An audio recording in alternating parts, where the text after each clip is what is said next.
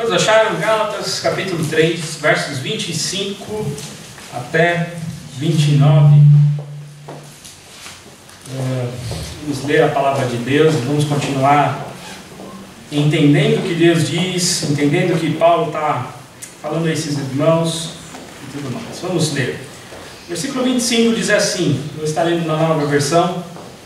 Agora, porém, tendo chegado à fé, já não estamos mais sob o controle do tutor. Todos vocês são filhos de Deus mediante a fé em Cristo Jesus. Pois os que em Cristo foram batizados, de Cristo se revestiram. Não há judeu nem grego, escravo nem livre, homem nem mulher, pois todos são um em Cristo Jesus. E se vocês são de Cristo, são descendência de Abraão e herdeiros segundo a promessa. Amém? Amém. O que eu quero falar, da minha mensagem é tempo de gratidão. Gratidão é uma palavra bonita, que se expressa muitas vezes no momento onde nós ganhamos um título, não é? Eu vejo jovens indo para as formaturas e pegando canudos e dizendo: eu quero agradecer ao meu pai, a minha mãe, que continuaram investindo na minha vida para que eu continuasse para terminar. Eu vejo atletas, hoje nós vimos a seleção de vôlei vencendo, né? Esportistas vencendo batalhas, vencendo títulos e lembrando sempre dos seus familiares, daquele treinador que sempre esteve com ele. Isso é gratidão, é reconhecimento. Reconhecimento do que as pessoas fazem por você ou do processo do qual você passou e outras pessoas agiram, interferiram nessa transição para que você conseguisse obter o êxito. Não é verdade?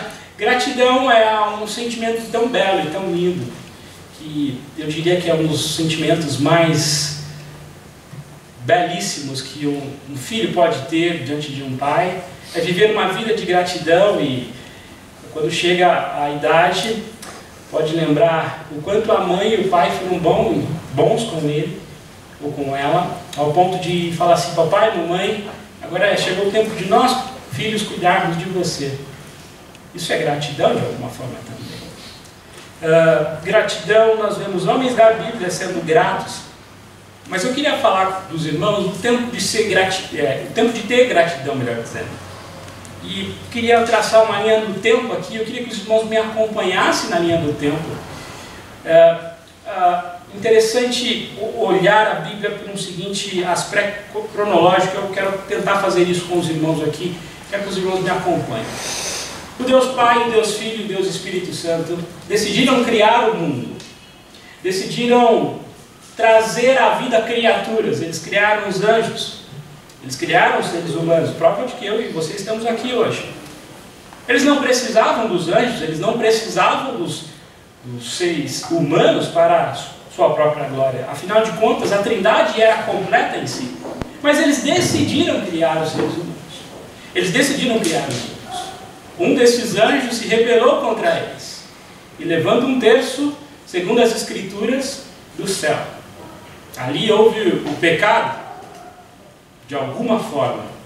E o pecado entra no mundo através de um homem. Romanos nos diz, Romanos capítulo 5, que o pecado entrou no mundo através de um homem só. Através do primeiro homem, da primeira mulher. Vou direcionar melhor aqui, certo? E agora, som. O primeiro homem e da primeira mulher, o pecado entra ao mundo. E em Gênesis 3,15 nós temos a primeira promessa de que esse homem deveria ser resgatado por um outro homem que viria, o descendente da mulher. Os anos passam e a terra é destruída uma primeira vez. E foi destruída através de Noé. E Deus reconstrói e povoa de novo a terra.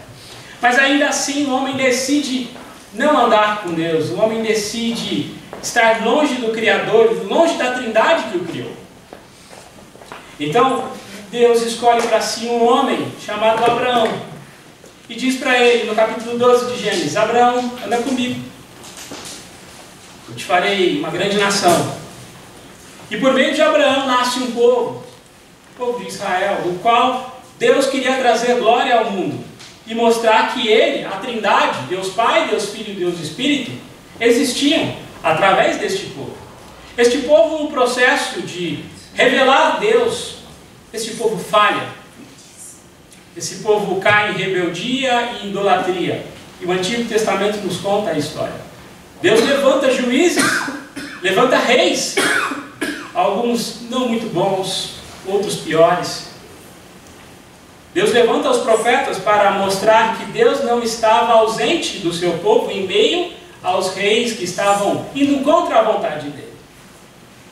Nesse processo, Deus está olhando para o povo, está amando este povo, esse povo que Ele mesmo criou, que Ele não precisava criar para a sua própria glória, porque Ele já era completo em si.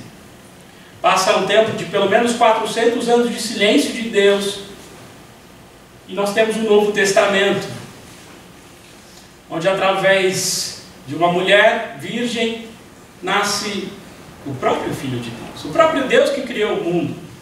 Jesus Cristo de Nazaré nasce numa manjedoura, mostra como deveria ser o primeiro Adão, mostra como deveria ser uma vida reta, justa, que glorificasse ao Senhor.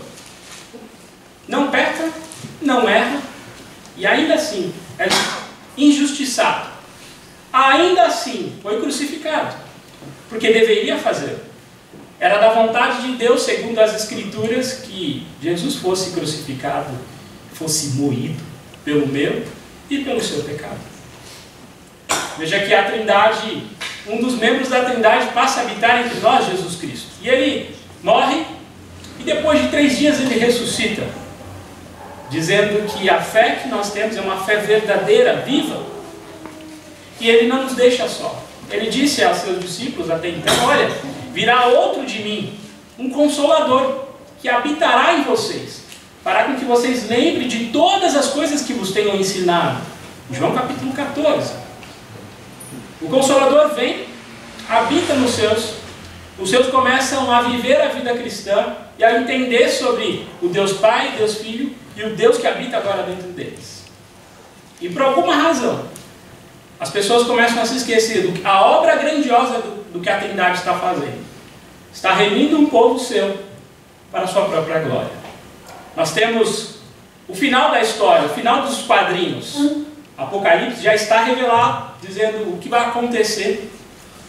Nós sabemos que, no final das contas, Deus triunfará juntamente com os seus anjos. Mas nesse processo, o homem se esquece muitas vezes do Senhor. Se esquece de reconhecer de onde veio. Se esquece de reconhecer que não merecia nem estar vivo. Mas nós temos que destacar algo interessante aqui. Que eu e você, muitas vezes, somos desses homens que esquecemos de reconhecer o que Deus fez por nós. E é por isso que eu quero chamar a atenção a você no versos 26. Olha, coloque seus olhos lá. Todos vocês são filhos de Deus, mediante a fé em Cristo Jesus. João também fala a mesma coisa, de que todo aquele que crê no Filho é chamado, segundo, ou é considerado filho de Deus, é chamado filho de Deus, em João 1,12.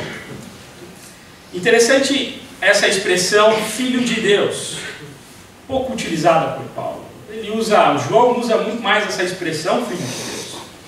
E todos aqueles dos Gálatas que creram em Cristo Jesus eram considerados filhos de Deus. Eu queria pensar na nossa vida sem Cristo Jesus. O que seria de vocês sem Cristo Jesus? Eu digo aos irmãos o que seria de mim. Eu não sei dizer muito bem, mas eu sei dizer que eu estaria longe de Deus. Sem Jesus, eu viveria uma vida comum, entre aspas, achando que todas as coisas que tem nesse mundo iam preencher o vazio do meu coração. Sem Jesus, eu viveria uma fé que não é a fé verdadeira da qual nós acreditamos. Sem Jesus, eu perderia o sentido real da vida. Uma fé vazia em coisas, em poder, em títulos, em coisas terrenas deste mundo. Sem Jesus eu não seria nada. Sem Jesus eu não teria a esposa que eu tenho. Sem Jesus eu não teria a condição de vida que eu tenho. Sem Jesus eu não teria o intelecto que eu tenho. Sem Jesus eu não estaria aqui. Então, de alguma forma, esses irmãos da Galácia precisavam entender que eles eram filhos de Deus. Lembremos do que está acontecendo aqui. Por favor, me acompanhe. Esses irmãos estavam sendo enganados por uma galera, por um grupo de pessoas que achavam que algumas coisas eram mais importantes e deixavam essas pessoas numa condição especial diante de Deus. O legalismo entrou nessas igrejas e devastou alguns desses irmãos, dizendo: você precisa seguir a lei de Moisés, você precisa cumprir os ritos. E o apóstolo Paulo, na última vez que estive pregando, no capítulo 3, disse que o objetivo da lei não é passar a mão na cabeça das pessoas. O objetivo da lei é mostrar que as pessoas precisam de Deus, que as pessoas precisam de Jesus, porque elas não têm capacidade por natureza de cumprir a lei. E fazendo de novo uma retrospectiva do que Cristo, do que Deus Pai, Deus Filho e Deus Espírito Santo está fazendo no mundo. Eles entregaram a fé a Abraão, e Abraão teve fé. Abraão, você precisa andar comigo. Eles entregaram uma graça, que é um favor que só eles podem dar. Um favor que Abraão não merecia, afinal de contas, Abraão era de Ur dos caldeus. Se você for estudar, a galera de Ur dos caldeus era um povo idólatra. E Deus decide simplesmente andar com esse cara, escolher esse cara para andar junto com ele. Ele entrega uma graça, ele manifesta graça e entrega a Abraão fé para que ele pudesse entender quem era Deus. E se Paulo estivesse escrevendo nos dias de hoje aos Gálatas e usasse alguns termos de hoje, ele diria que Abraão era o top de lidar com fé, o homem de fé. E com ele nós aprendemos muita coisa. O homem que creu num filho que não viria, até então ele achava que não viria, numa situação no deserto, creu numa promessa de uma voz que falava com ele. Eu diria que nos primeiros 10 anos de ouvir essa voz ter me prometido que eu teria um filho com a minha esposa estéril, eu confesso aos irmãos que eu chegaria para Deus e diria: olha, Senhor, não dá mais.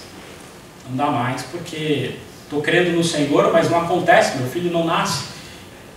E o texto ainda vai dizer que Abraão vacila com Deus, e de fato ele tem um lapso de fé, mas ainda crê para chegar aos 99 anos para ter um filho. Veja só, um homem de fé. E Abraão mostra para a gente, através da sua trajetória, de sua caminhada com Deus, o que é depender de Deus e o que é gratidão. Você já se deparou com uma situação que não acontece na tua vida e você ainda continua crendo que Deus vai resolver? Eu digo que se você continua crendo é porque tua fé é muito alta em Deus. Abraão tinha convicção no momento que ele foi oferecer Isaac para ser sacrificado, de que Deus traria outro, que Deus poderia prover outro. Entanto, ele diz isso para Isaac.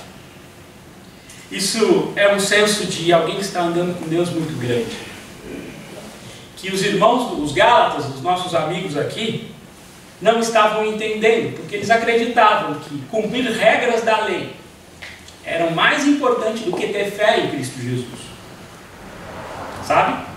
Cumprir rituais da lei, mandamentos da lei, era mais importante do que ter fé em Cristo Jesus. Isso não gerava neles nenhum tipo de gratidão. Isso gerava neles ao contrário. Eu sou muito bom. Eu sou o cara, porque eu cumpro a lei de Moisés. Um farisaísmo que levou esses irmãos e a Paulo a escrever esta carta. E quando Paulo diz, todos vocês são filhos de Deus mediante a fé em Cristo Jesus, ele está dizendo, gente, não se esqueçam do que colocou vocês na igreja.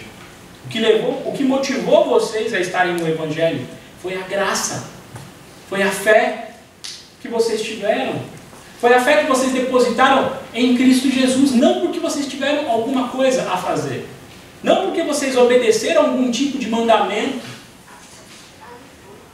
Deus chama, o Deus Pai, Deus Filho, Deus Espírito Santo, ao chamar Abraão, não disse, Abraão, depende de você eu te abençoar. Em na circuncisão sim, mas ainda assim na circuncisão nós vemos que o pacto de Deus continua sendo unilateral, ele cumpriu o que ele havia prometido. Mesmo a nação de Israel vacilou contra Deus, ele continua sendo fiel. O interessante é que Abraão não conheceu a lei de Moisés. Abraão não teve a lei de Moisés em suas mãos. Afinal de contas, Moisés vem muitos anos depois. Mas a lei de Moisés surge para aquela nação, juntamente com a fé que eles já tinham e com a graça que eles já tinham recebido, como um alicerce para que aquele povo pudesse caminhar na direção de Deus. Então você tinha a graça, você tinha a fé, porque o ser humano no Antigo Testamento também era salvo pela fé em Deus, pela fé nas promessas do Senhor. E você tinha a lei. Isso Paulo trabalhou exatamente aqui nos versículos, eu estou resumindo tudo que ele falou dos versículos 15 até o versículo 23. A lei servia para que o povo de Deus, o povo de Israel pudesse compreender qual era a vontade de Deus, o que Deus queria, era se amoldar, a se aperfeiçoar. Entretanto, com as indas e vindas de cativeiro, o povo acreditou que a lei era a única razão de viver, e os rituais da lei era a única forma de agradar a Deus, e se esqueceram do algo mais principal, a fé em Cristo Jesus. E nós podemos caminhar na mesma direção. E me deixe fazer a primeira aplicação aqui. Nós podemos vir na igreja, servir em um ministério específico, honrar a Deus com as nossas ofertas e com os dízimos que temos, honrar a Deus com um ministério efetivo todo domingo, todo sábado aqui na igreja. Se o fizermos sem esquecer de que estamos fazendo para agradar a Cristo, podemos cair no legalismo, assim como os gálatas estavam caindo. Nós temos que considerar constantemente que nós somos filhos de Deus, meus irmãos. E um filho de Deus não simplesmente se faz alguma coisa para ser filho. Você alguma vez virou para o seu pai e disse assim, pai, o que eu preciso fazer para ser teu filho? Você simplesmente disse, pai, eu sou teu filho? Sim, claro que você é. Ah, então tá bom. Então tá bom, né? Sim. E eu preciso fazer alguma coisa para ser seu filho? Não, você é meu filho. Você nasceu de mim. Isso muda de figura, meus irmãos. Porque se somos nascidos de Deus, se somos parte da família de Deus, nós só temos isso, é claro, mediante Jesus Cristo. E se formos batizados, como o texto diz no versículo 27,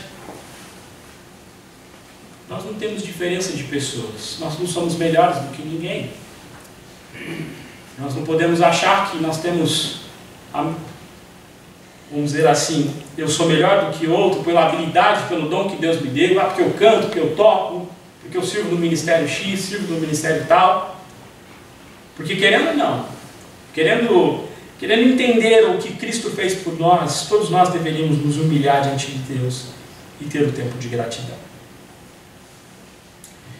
Pensei numa ilustração essa semana para tentar entender um pouquinho como é que é a nossa vida chamada diante de Deus. É claro que toda a ilustração você pode verificar e pode pensar, poxa, tem um problema aí, mas é uma ilustração que talvez tenta comunicar um pouco o que Deus fez. Acho que o Gabriel não está aqui hoje, né, Dani? O Gabriel não está aqui, ele sempre é usado nas minhas ilustrações, mas vou usá-lo independentemente. Ele vai estar gravado e depois ele vai ficar bravo comigo. Vamos imaginar o Gabriel um filho, o Gabriel, filho legítimo, né, Daniel? Seu pai e da sua mãe. Nós vamos imaginar que o Gabriel fosse um rapaz adotado, e nenhum problema nisso. A questão é que ele não é filho, não seria filho de sangue, né, do Marco e da Helena. E o Marco vai lá e a Helena e adotam o Gabriel e digam assim: rapaz, quer fazer parte da nossa família? E o Gabriel, com aqueles olhos marejados: ah, eu quero sim. Olha, você tem o privilégio de fazer parte da família, nós já temos um filho mais velho, Daniel, e ele será seu irmão. E eu quero que você saiba que vai ser muito bom você estar em casa. Eles adotam o Gabriel começa a morar em casa. E de repente, Marco e Helena simplesmente começam a agraciar o seu filho mais novo que chegou com presentes. Olha, Gabriel, nós compramos aqui um super videogame, Mega Blaster, bom para você jogar. Nossa, pai, eu nunca tive um videogame. Nossa, que legal, que joia. Pega aquele videogame e abraça. Compramos uma bola, um skate novo, talvez, né? Um skate novo para você andar. Poxa, que legal. E abraça aquele skate e fica alegre com seu pai e com a sua mãe. De repente, ele fala, a mãe e o pai começam a dizer assim para ele: Gabriel, seguinte, agora você está ficando mais velho, chegando aos 18 anos de idade. Papai e mamãe quer te presentear com coisas, mas você precisa obedecer algumas coisas, porque você vai sair de casa e a gente vai dar um livro de regras para você obedecer, tá? Você concorda com isso?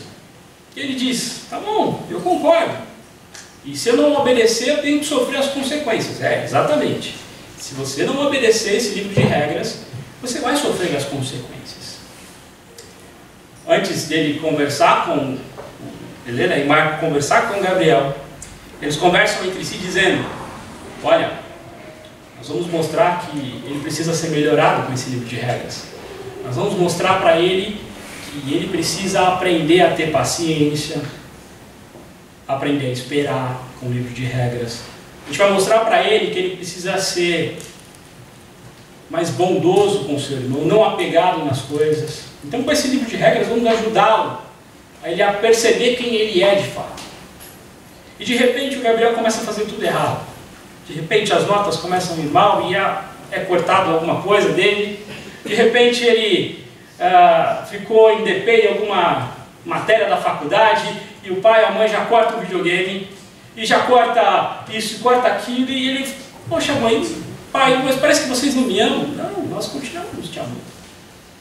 Apenas que você não está cumprindo com as regras, com o dever que nós estabelecemos, com o trato.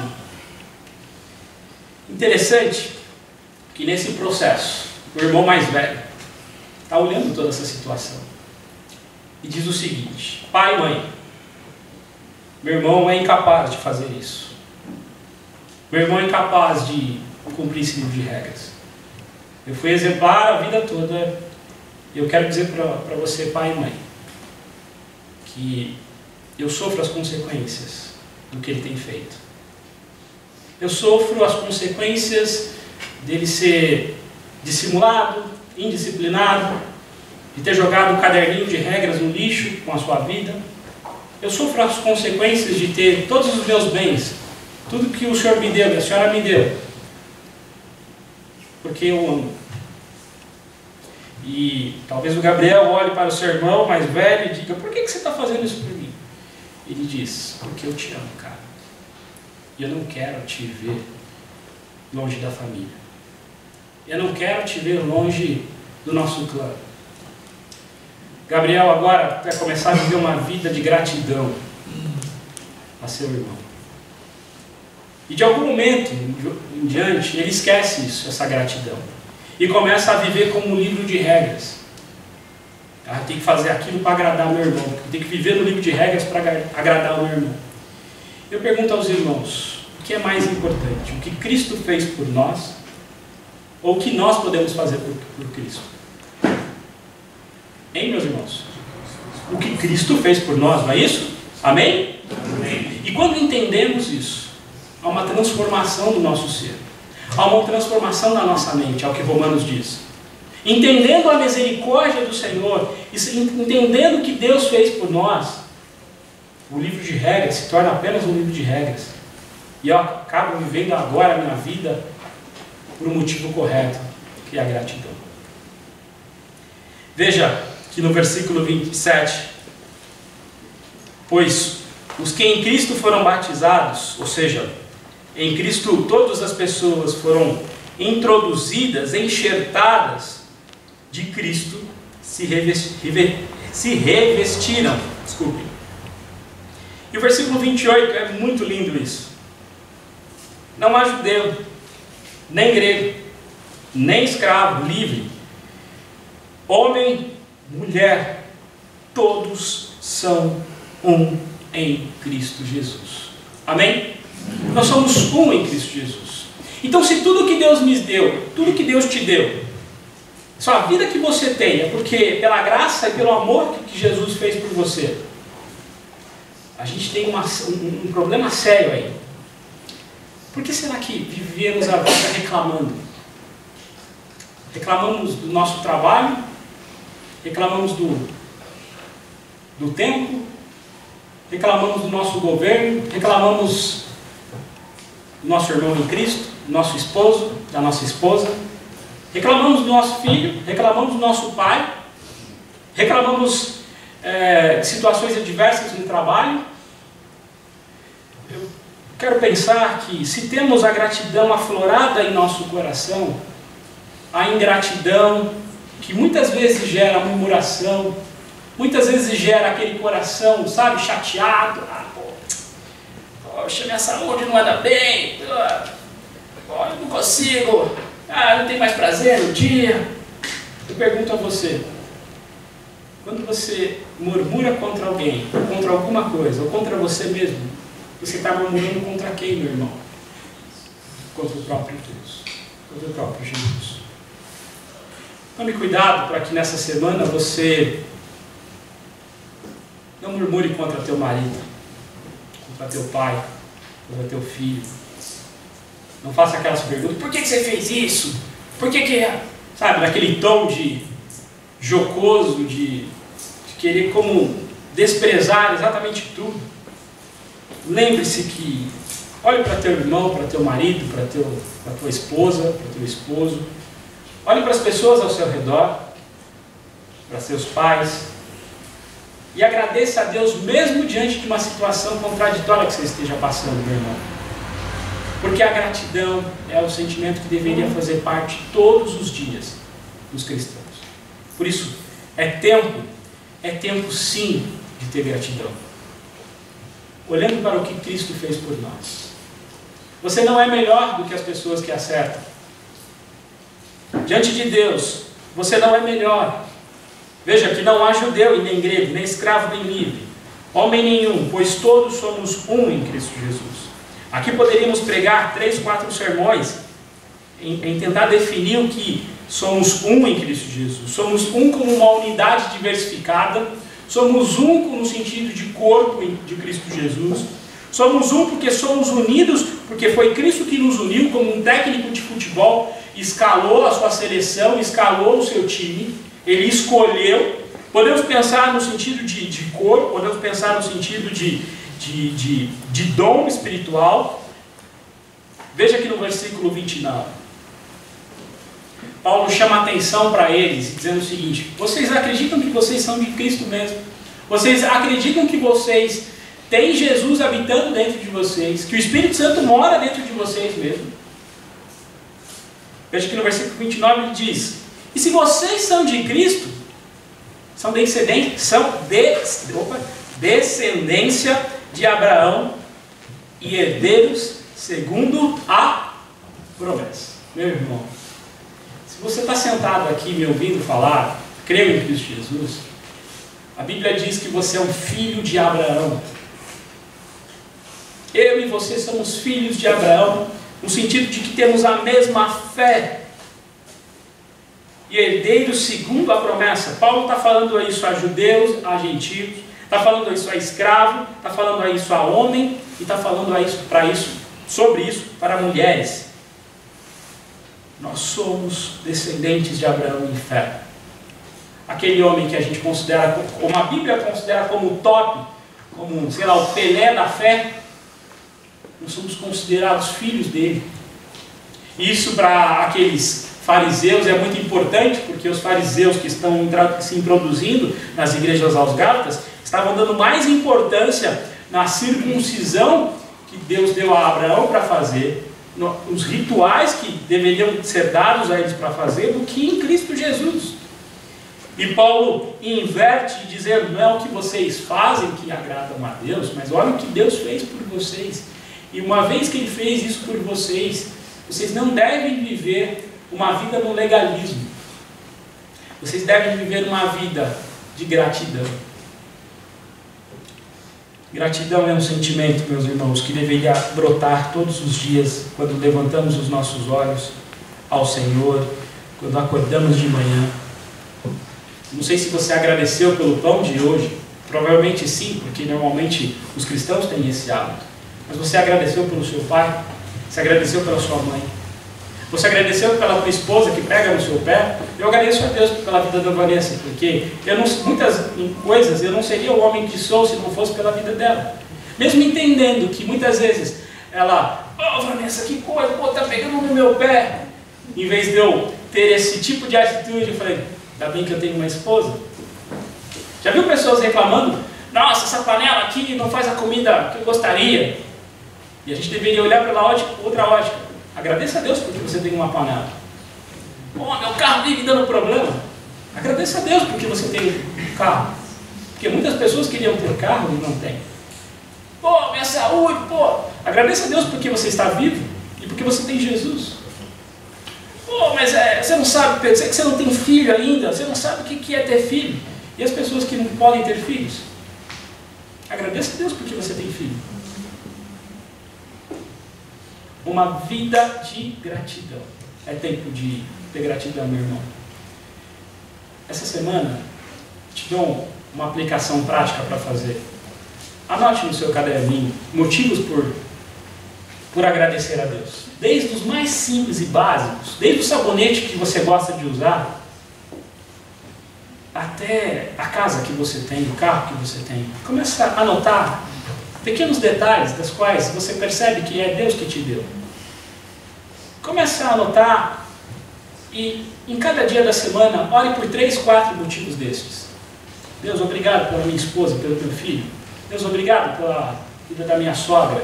Deus, obrigado pela vida do meu pai, que ainda está vivo e eu posso comunicar o Evangelho para ele. Deus, obrigado pela vida do meu irmão. Deus, obrigado pela casa que eu tenho. Obrigado pelo carro que eu tenho. Obrigado pela condição de vida que o Senhor me deu. Eu digo a você que se você tiver isso em mente, como diz Filipenses, Paulo fala aos Filipenses, ter uma vida grata a Deus por tudo que Ele é e por tudo que Ele faz, sua vida vai mudar. Você vai começar a ver situações complicadas e conflituosas aos seus olhos de uma outra forma, como oportunidades de agradecer a Deus pelo que Ele é e pelo que Ele fez na sua vida. Lembre-se, se nós somos de Cristo, somos descendência de Abraão e somos herdeiros segundo a promessa. Nós recebemos o Espírito Santo segundo a promessa. Nós cremos em Deus o Pai. Nós cremos em Deus o Filho. Louvado seja Deus por tudo que Ele fez em nós. Amém? Abaixe sua cabeça, vamos agradecer e ter um momento de gratidão por quem Ele é e pelo que Ele fez. Senhor Deus, nós agradecemos ao Senhor pelo que o Senhor é e pelo que o Senhor fez em nossa vida. Nós sabemos que nada de bom que há em nós vem de nós mesmos. Todo dom perfeito, toda dádiva vem do Senhor. Nós te agradecemos, Senhor, porque nós estamos aqui, porque o Senhor nos escalou, o Senhor nos chamou para isso. Obrigado, porque nós só estamos aqui porque o Senhor colocou fé em nosso coração. Não foi por mandamento, não foi por obedecer a alguém ou uma regra porque estamos aqui. Não por um momento ritual de termos que ir na igreja todos os dias, é porque nós queremos estar aqui reunido com cada um desses irmãos, meus irmãos que estão aqui comigo, porque queremos adorar e ouvir o Senhor de maneira junta, coletiva, e porque o Senhor nos pede para estarmos aqui. Queremos agradar o Senhor. Queremos viver uma vida que agrade o teu coração. Por isso, há momentos em nós, Senhor, dos quais a gente parece que vai desanimar, parece que vai desistir, pelas situações tão conflituosas que enfrentamos, por problemas interpessoais que enfrentamos com irmãos, amigos. Nos ajuda, Senhor, a nos arrepender da nossa ingratidão. Nos ajuda, Senhor, quebranta o nosso coração. A gente precisa reconhecer que o Senhor nos dá tudo, que precisamos viver uma vida que agrade ao Senhor.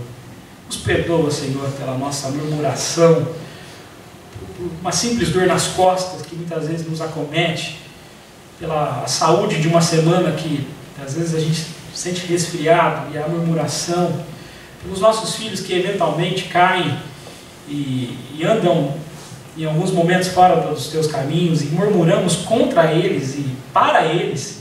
Nos ajuda, Senhor, quebra o nosso coração antes de murmurar, de reclamar, de achar que essa vida não tem sentido por um instante. Nos ajuda, Senhor, a ter um coração grato constantemente de que o Senhor nos dá tudo, para que possamos entender que ainda assim o Senhor está operando em nós, mesmo com as nossas dificuldades, mesmo com as nossas necessidades, ainda demandam sendo supridas ou precisam ser supridas. Nos ajuda a acreditar que o Senhor está fazendo algo por nós, porque o que nos trouxe aqui, Senhor, foi a fé, e nos ajuda a entender que o Senhor nos ama. Obrigado, Senhor, porque prova de estarmos aqui é teu amor, a tua graça, a sua infinita bondade, e dela cada dia provamos pela manhã, pelas misericórdias que se renovam em nossa vida. Obrigado, Senhor. Obrigado porque o que nós ouvimos hoje nos direciona um coração essa semana a ser semelhante ao Senhor. Nós te agradecemos, em nome de Jesus. Amém. Amém. Amém.